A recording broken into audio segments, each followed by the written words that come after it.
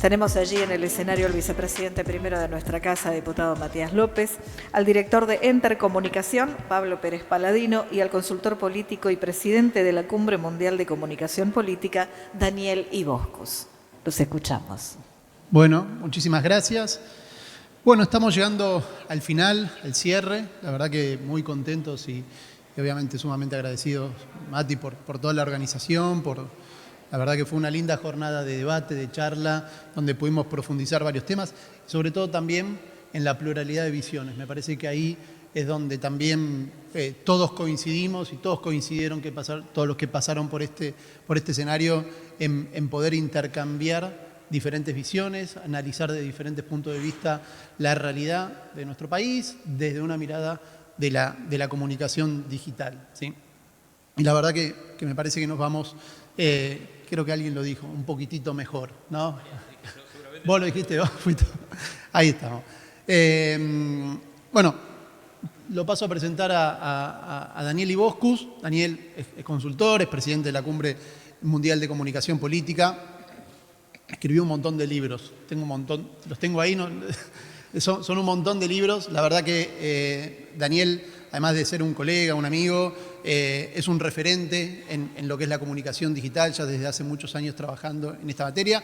La comunicación política también, la comunicación digital política o política digital, tuvo su paso por la política y decidió seguir los pasos más desde el lado de la consultoría.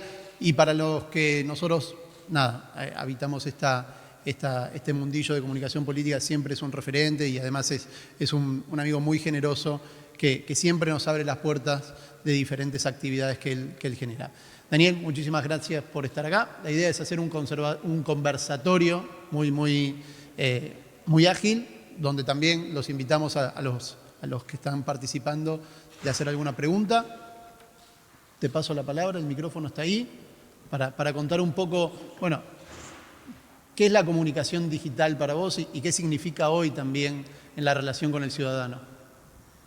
Bueno, muy buenas tardes a todos, un gusto estar acá y además felicitarlo, Matías, por la iniciativa. La verdad que hacer en este tipo de espacios por los desafíos de la democracia en la era digital y Pablo con Enter poder impulsar este tipo de iniciativas creo que son oportunas, sobre todo, como decías vos, para los que venimos viendo determinados fenómenos que tienen que ver con lo digital ya hace muchísimo tiempo, cómo va transformando sobre todo la vida cotidiana de los seres humanos, cómo a partir de eso claramente la política, tal vez un poco por detrás del fenómeno, se va acoplando. Y hablabas de los libros y voy a tratar de hacer un poco de memoria para darle contexto a lo que voy a tratar de compartir con ustedes en estos minutos. Mirá, en el año 2007, ya uno se da cuenta del recorrido, ¿no? Pero en el año 2007 empezábamos a ver el tema de lo digital, ¿no? Y no me olvido más en Mendoza, cerrar un congreso, creo que era de políticas sociales, hablando de que sin inclusión digital no podíamos hablar de inclusión social. Prácticamente que me dicen que me querían echar a patadas del lugar, ¿no? ¿Qué tiene que ver lo digital? Bueno, y ahí se me ocurrió redoblar la apuesta y publico en el año 2008 un libro con editorial Norma que se llama Vivir Conectados, Sociedad, Política y Comunicación en la Era Digital. Se vio unos cuantos años después el tema de la digital, que era fundamentalmente vivir conectados, que empezaba a haber un fenómeno que empezaba a impactar en la sociedad y que claramente la política y la comunicación iban a empezar a tener mucha más relevancia. Y ahí empezábamos explicando todo tipo de fenómenos, desde que era una página web hasta el proceso y cómo eso impactaba en la conducta social de las personas. Recuerdo que las principales críticas en aquellos tiempos eran que la tecnología y lo digital era para los ricos, porque un smartphone era solamente para él, creo que en el 2008 era el 3,5% de la población mundial, ¿no? Bueno, y así cabeza dura como somos algunos, 2 años después sacamos el libro que se llama Obsesión Digital, ¿no? En el 2010. Y uno ve que los fenómenos van avanzando cada vez a una velocidad que le cuesta a la política, a la legislación, poder acompañarlos, poder entender estos nuevos fenómenos que cambian paradigmas, porque claramente el mundo digital cambió paradigmas de la comunicación. Y quiero saltar a otras 2 publicaciones, en campañas electorales y en gobierno, ¿no? Porque hay que entender ambos fenómenos. Y se daban discusiones, ¿no?, de qué hay que invertir más, porque en realidad en lo digital hay que seguir haciendo territorio cuando vino la pandemia o seguimos en la era de la televisión. Y en el 2022 pudimos publicar un libro que se llama Matrix Política, la construcción del candidato, que era desde el momento que una persona decide ser candidato a enfrentar un proceso electoral hasta el día de la elección. Y ahí uno de los grandes temas que proponíamos frente a esta discusión era el concepto de la triple vía.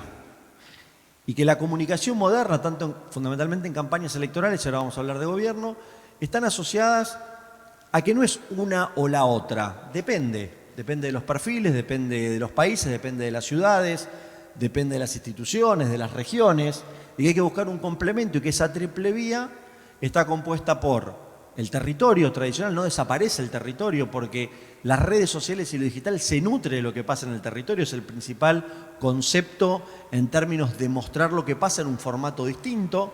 La televisión o los medios tradicionales, porque también alimentan a las redes sociales y al mundo digital, pero por supuesto también una tercera vía muy muy fuerte que es la digital. Entonces, medios de comunicación tradicionales, lo digital y lo territorial.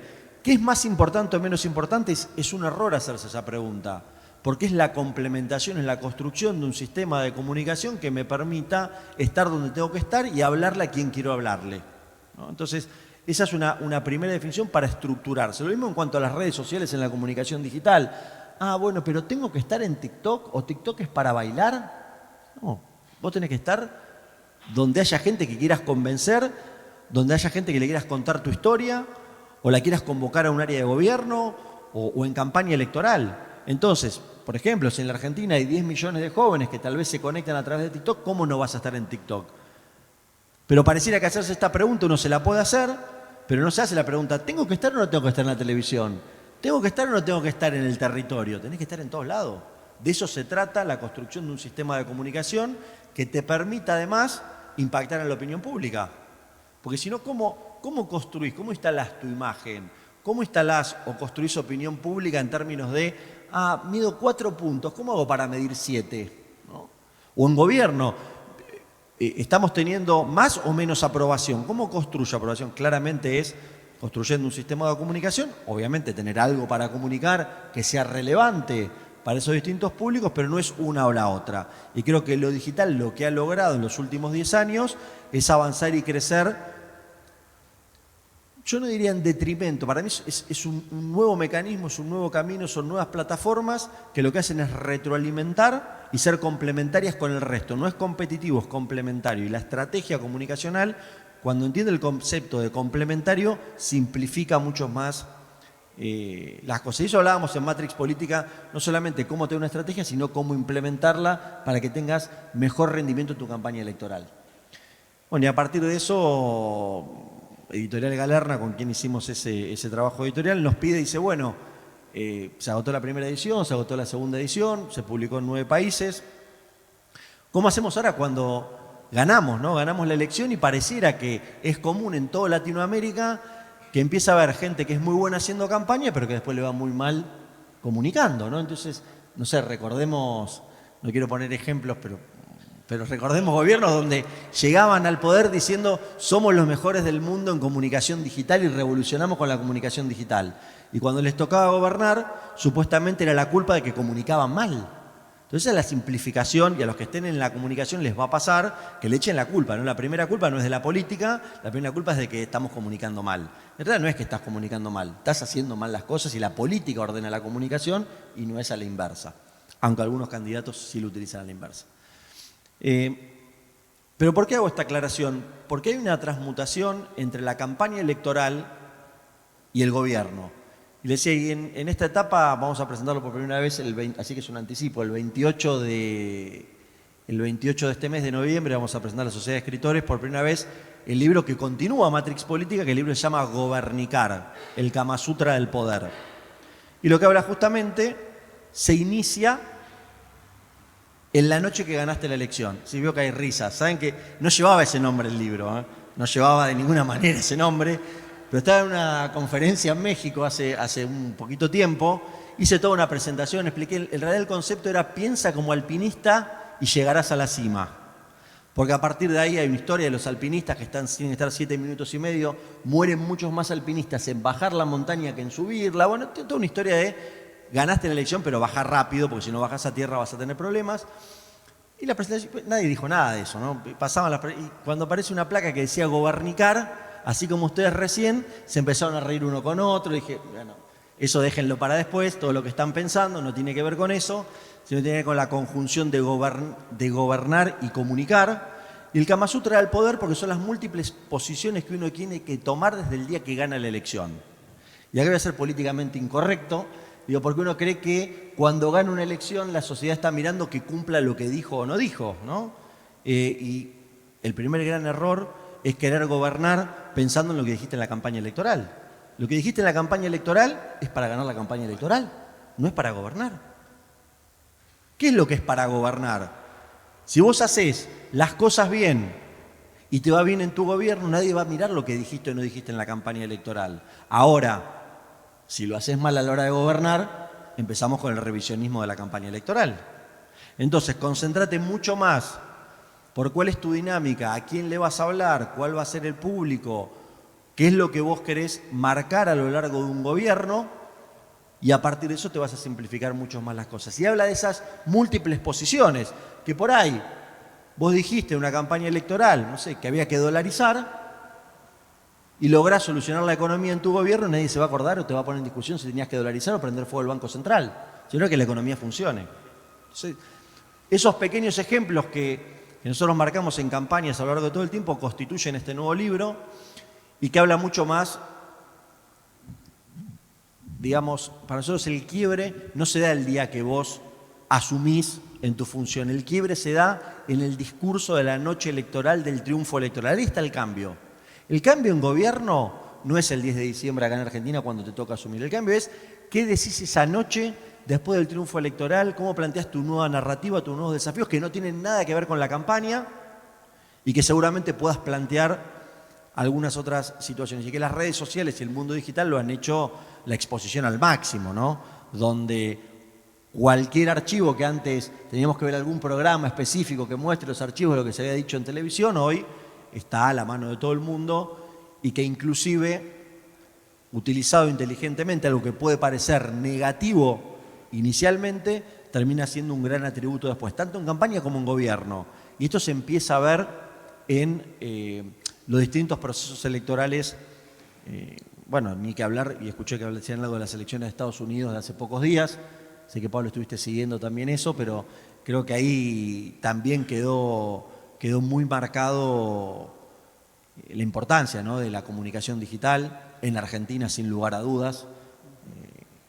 Ha roto mitos, ¿no? Esos mitos de que tenías que tener determinada cantidad de recursos para ser presidente en la Argentina, los mitos de sin una estructura es imposible ganar una elección, los fiscales, bueno, una multiplicidad de cosas que van quedando y que cada campaña aprendemos, al igual que en cada gobierno y formatos de comunicación de gobierno que van evolucionando de manera eficiente. Podemos ver, no sé, para ver líderes que han modificado patrones, ¿no? El caso de Bukele en El Salvador, ni que hablarlo de Donald Trump, ya la anterior presidencia, no esta campaña electoral, lo de Javier Milei en la Argentina.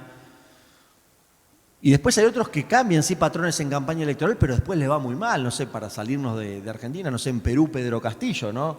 Sacó 15 puntos en primera vuelta, termina siendo presidente en segunda vuelta, pero un año después está destituido y preso, ¿no? O el caso de Lasso en Ecuador, queriendo llegar, logra después de mucho tiempo llegar, pero en menos de 2 años es destituido, tiene que disolver la asamblea y llamar nuevamente elecciones. Entonces, ahí es donde una cosa que era la campaña, vos hay 4 o 5 verticales en las cuales no podés fallar en tu gobierno. Y eso es lo que te va a dar sostenimiento. Y un punto para mí sí importante, que las redes sociales y el mundo digital ha clarificado mucho el panorama, y también voy a hacer el traspaso de la campaña electoral al gobierno, es creer, algunos hasta en Argentina han creído que eso podía hacerlo en la campaña, ¿no? Que uno cuando hace una campaña electoral le tiene que hablar a casi todos, o a la mayoría, o a todos los argentinos. ¿no? O cuando uno gobierna dice, bueno, ahora sos presidente, tenés que hablarle a todos. Bueno, ese es el primer gran error, sobre todo en sociedades polarizadas, porque el que le habla a todos no le habla a nadie. Lo que vos no podés perder nunca de vista es quién es tu público, a quién le vas a hablar y quién te va a sostener en el gobierno, ¿no? Eso es central en Argentina y hoy en todos los países de América. Entonces ustedes van a ver cómo determinados liderazgos lo primero que tienen claro es a quién le hablan. Y para que les vaya bien necesitan que el otro 40% de la población los odie, los deteste y hable mal de ellos. Por eso cuando uno mira el tema de imagen positiva, imagen negativa, me dice, no, este es muy bueno porque casi no tiene imagen negativa, listo, afuera, no existe. Sociedades polarizadas no es una cuestión de gustos o lo que nos parece, así es como funciona el electorado, cómo replica el voto, cómo construye aprobación o desaprobación de un gobierno.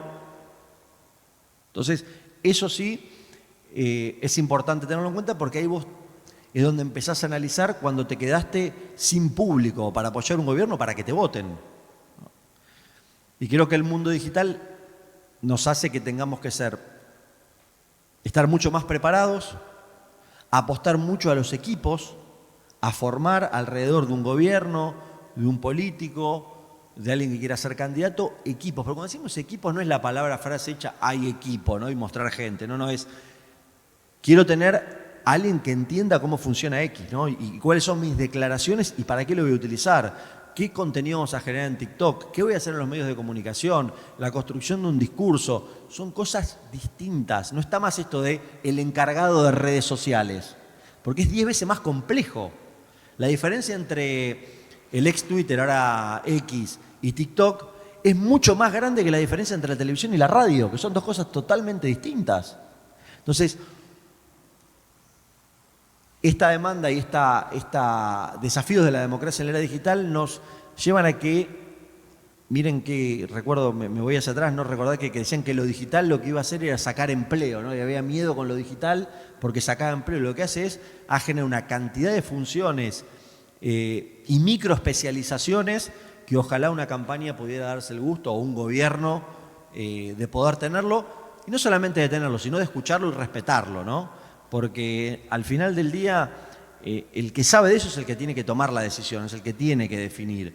Y deberíamos empezar a romper con esta idea de la todología, ¿no? Que porque alguien ganó una elección o porque gobierna, sabe más que las personas que tiene preparadas para determinadas funciones, porque eso te lleva a cometer errores. No me quiero extender mucho más, Pablo, pero era una breve introducción y sí que los desafíos son gigantescos y también lo digital a las democracias yo creo que le dan como una coraza de protección, ¿no? Porque ya no es tan fácil ocultar la realidad, ya no es tan fácil poder sacar. Miremos lo que está pasando en Ecuador en estos días, por ejemplo, ¿no? Miren, y acá estamos en un ámbito legislativo. En Ecuador hace 48 horas acaban de, por decisión de un funcionario del Ministerio de Trabajo, suspender a la Presidenta de la República, por decreto, de un funcionario, ni siquiera de un ministro. ¿Sí? Como escuchan, como que mañana un director de trabajo acá diga, la vicepresidenta argentina Villarruel dijo tal declaración, está suspendida por 150 días. Y el presidente nombra, 48 horas después, un vicepresidente que es un funcionario de él. Digo, para entender el nivel de irracionalidad, de locura, desde invadir una embajada, cambiar un vicepresidente, como un candidato va creciendo, suspenderlo vía decreto y objetarlo, porque supuestamente en el futuro puede tener empresas que trabajen con el Estado. Digo, el mundo digital ha revolucionado y ha expuesto cosas que han desordenado inclusive los clivajes ideológicos, porque con respecto a este caso de Ecuador, ha salido todo el mundo ideológico del propio sesgo, digamos, no sesgo, de la propia ideología del gobierno a criticarlo y a ponerle un límite. Entonces digo, lo digital ha transformado, ha cambiado la política, ha cambiado la comunicación, pero fundamentalmente las ha cambiado porque ha cambiado la sociedad. Y a partir de eso la comunicación y la política tienen que adaptarse. Totalmente, totalmente. Muy interesante. Ahora están, antes decían de lo digital, ahora están diciendo de la inteligencia artificial que viene a sacar trabajos. Hiciste un muy buen raconto de histórico, desde 2007 a la fecha, más desde un lugar del político. Te pregunto ahora más desde el lugar del ciudadano, de cómo, desde tu experiencia, de haber recorrido tantos países, haber estado en campañas electorales, asesorando muchos gobiernos, ¿cómo ves que ha cambiado el rol del ciudadano hacia la política y obviamente en la conversación digital, en esto que tiene que ver más que nada con su participación? Mira, Pablo, creo que claramente ha cambiado los usos y costumbres, ha cambiado la forma de comunicarse, la forma de relacionarse, pero también después las sociedades son coyunturales, ¿no? Tiene que haber fenómenos que hacen un clic y que te permiten que se genere algo y activen a esa sociedad. Porque hoy lo que es común es la apatía, ¿no? No es que la sociedad por redes sociales es fanática de la política o se introduce en los temas, ¿eh? En primer lugar es apatía. Creo que el desafío es cómo hacemos o cómo rompemos esa apatía en base a determinadas, ya no partidos, candidatos, sino causas, ¿no? Las causas ordenan, las causas movilizan. Y a veces no son las grandes causas, puede haber microcausas dependiendo a quién vos quieras escoger. Y seguramente en esta jornada han hablado de la microsegmentación y de las distintas, pero me parece que tiene que ver con movilizar y encontrar puntos de contacto entre sociedad, gobierno o sociedad política, sociedad, candidatos. Pero la sociedad ha cambiado. Segundo, hay una evolución. Hoy ya no es tan fácil que cualquier noticia falsa cause un revuelo, ¿no? Como sí pasaba hace 5 o 6 años por ahí, 7 años. Entonces la sociedad va aprendiendo y se va dinamizando en el uso y en el consumo inclusive de noticias. Y después un gran desafío para los medios de comunicación y para los periodistas, que me parece que son el otro eslabón en este crecimiento del mundo digital. Primero porque se han convertido, ¿no? Y han pasado también todos, digamos, hoy ya no existe más el periodista que no pueda tener su faz digital, porque va quedando afuera, se le va acabando la audiencia, él mismo se va achicando su propia audiencia. Y después, yo creo que los ciudadanos empiezan a estar mucho tiempo en los dispositivos, ¿no? El aumento del uso y del tiempo que estamos en cada uno de los dispositivos digitales te acerca mucho más a un comportamiento de consumo de noticias, de consumo político, de que te lleva a este dispositivo. Por eso la televisión y los medios tradicionales se adaptan a eso también, y vos no es que no ves la televisión, porque ahora por ahí la ves en videos de 1 minuto, pero en las redes sociales o en la red que vos quieras estar. Y el segundo gran tema es que antes vos tenías que ir como ciudadano a ver a un horario o a un determinado canal de comunicación. Hoy lo ves cuando quieras, como quieras, y es al revés. El emisor del mensaje tiene que ir a los canales donde están esos ciudadanos a los cuales querés conectar. Decíamos lo de TikTok recién, podríamos decir lo de X si querés ingresar en el mundo periodístico o tener disrupción o hacerte viral. Y después, bueno, cada red social tiene una función, pero a mí me parece que lo que ha cambiado por completo es el paradigma de la comunicación, ¿no? De los emisores, de los mensajes, de las motivaciones, del ocio, y claramente yo diría que hay un punto, un estudio que terminamos para una elección hace menos de un año, que tenía que ver con ya no los consumos mediáticos, sino la atención de los ciudadanos. Miren, cada uno de nosotros que estamos acá, desde que nos levantamos hasta que nos vamos a dormir, voy a poner un promedio, estamos frente a 2.000 impactos publicitarios. Desde que nos levantamos hasta que nos vamos a dormir. ¿Qué son esos 2.000 impactos publicitarios? La jornada de comunicación acá en la legislatura, el WhatsApp, Telegram, Instagram, Facebook, WhatsApp, el colegio de los chicos, el trabajo, la vía pública, el conflicto en el trabajo, etcétera, etcétera. 2.000. ¿Qué nos queda al final del día en la recordación? Si haríamos un ranking de esos 2.000 impactos publicitarios, los primeros 10, que además tengan repetición por interés y que además de cada uno de nosotros le queramos prestar atención porque en algo nos interesa. Y cuando nosotros hacemos comunicación de gobierno, de campaña, escuchamos que dicen, no, tenemos que hacer un spot mejor que el del otro candidato. O, ¿cómo llamamos la atención? No, señores, si no tomamos la atención, estamos en el ranking y competimos no contra un candidato, competimos contra la atención de la gente. ¿En qué nos van a prestar atención? ¿Por qué nos van a escuchar a nosotros y van a dejar de ver lo del hijo en el colegio? ¿Por qué nos van a escuchar a nosotros y no van a prestar atención al trabajo? ¿Por qué? Y la atención es algo que es lo que te permite a vos, primero que te escuchen.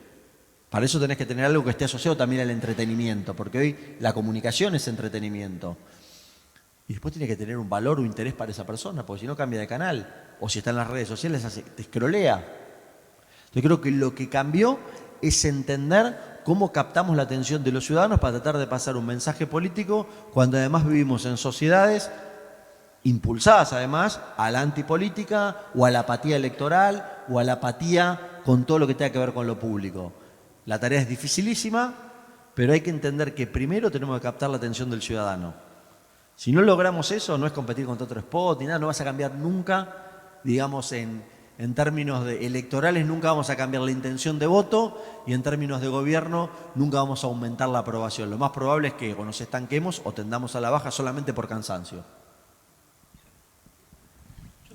En realidad, primero agradecerte, Dariel. Te hago una pregunta que en realidad es una duda mía que probablemente no me puedas decir tranquilamente ni idea a dónde vamos, pero pensaba entre tu libro que escribiste en el 2007, que seguramente sería de avanzada para la época, hasta tu último libro, seguramente el paso de esos años no guarda ninguna relación con la diferencia exponencial que las herramientas te dieron en aquel 2007 y ahora. Digo, la tecnología, las redes, la inteligencia artificial avanzan de una manera tan rápida que, digamos, te escuchaba recién cuando decías el nuevo paradigma es ver cómo logramos la atención de la gente o cómo logramos captar, y hay cuentas en las redes que es de gente que no existe, que a lo mejor tiene millones de seguidores y que no son reales y que viven, no viven directamente, no tienen un mundo, tienen un mundo inventado. Entonces, estoy seguro que el 2007 eso, cuando estabas escribiendo tu libro, no sé si te lo imaginabas. Entonces digo, ¿tenés alguna idea de cómo sigue esto? ¿O a dónde vamos? ¿O cuál es el, digamos, qué viene por delante? Te aclaré que era compleja. No, es buena tu pregunta, porque uno lo puede ver. Es difícil verlo cuando uno quiere analizar la foto del presente y decir hacia dónde vamos. Es complejo, porque pasa lo mismo en comportamiento electoral. Lo que uno tiene que ver es las tendencias a lo largo del tiempo, y ahí uno va a ver hacia dónde se mueven las sociedades, ¿no? Y en el 2007 la discusión que planteaba, mirá, por eso lo que te quiero decir, es interesante lo que planteas. En Vivir Conectados planteamos, ahora no recuerdo exacto los nombres, pero eran los que eran fanáticos de la tecnología, muy poquititos, que decían todo va a ser con la tecnología, metámonos acá, y había movimientos en el mundo antidigital, antitecnología, que decían que era el mal, que eso iba a hacer que no te conectes más con el otro, que no iban a estar más las relaciones humanas, y esa era la discusión. Yo lo que digo ahora que va a haber, la evolución va hacia nuevos formatos de usabilidad y de confort de la gente, ¿no? En entretenimiento, pueden ser algunas plataformas, en solucionarte cosas de tu vida cotidiana, en hacerte más competitivo tu trabajo, etc. Podría seguir enunciando, pero me digo que tengo que redondear. Digo, pero en todo eso es hacia dónde va a ir. Y no es si a la tecnología o no la tecnología, es qué herramientas existen que hagan más competitivo o menos competitivo mi trabajo. ¿Qué elementos y plataformas hay que logren captar la atención de la gente y donde yo pueda pasar un mensaje, pero no un mensaje publicitario? Porque lo otro que cambió es que, recuerden ustedes, no sé, vamos a Argentina, ¿no? La campaña de 1999 de Fernando de la Rúa, esos spots bajándose el helicóptero, ametralla. Eso hoy sería un escándalo en cualquier lugar, digamos. Lo único que te haría es perder votos, no ganar, digo. Pero eso porque la sociedad va evolucionando, la sociedad quiere mucha más comunicación y menos publicidad, quiere más lucha de causas que solamente ideologías.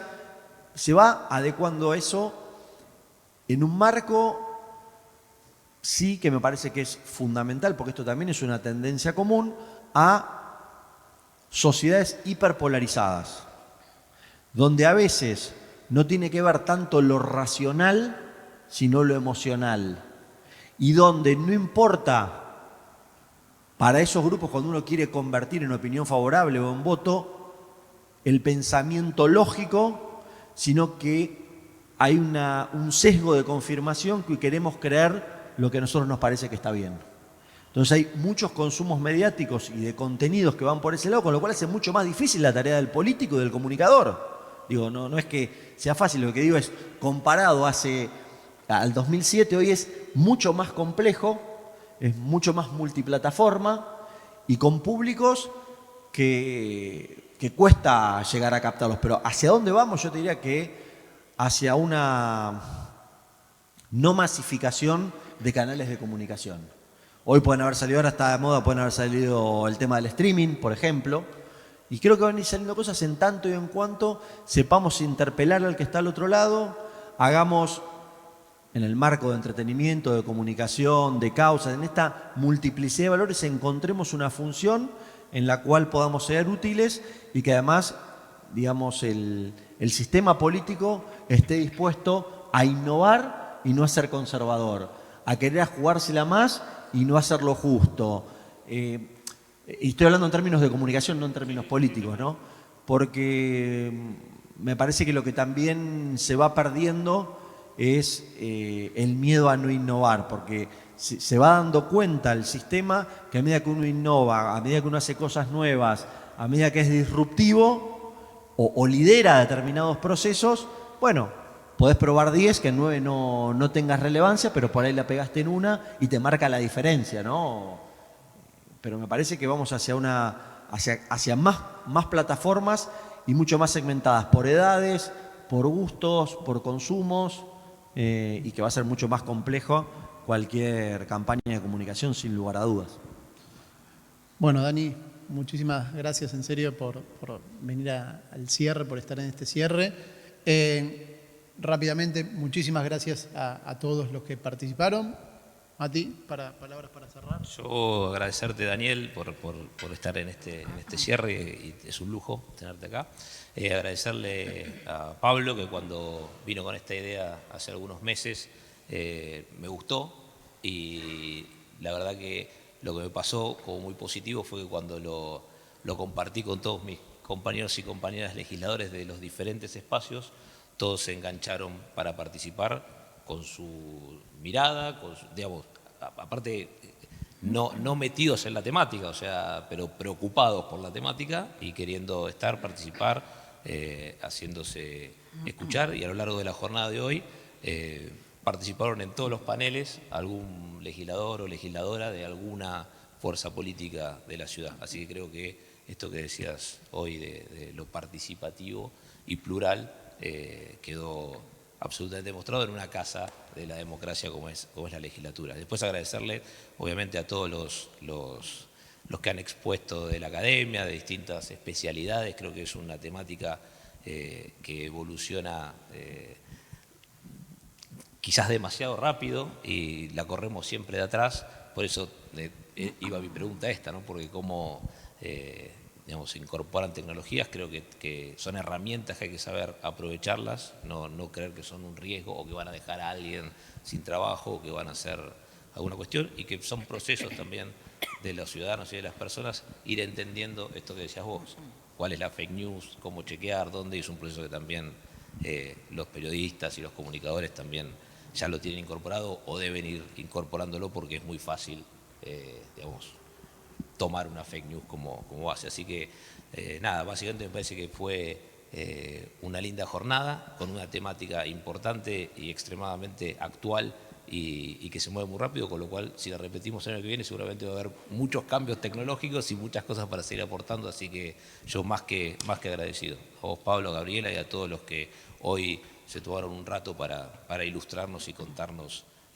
cómo veían la comunicación digital y la tecnología en nuestros tiempos. Así que muchísimas gracias a todos.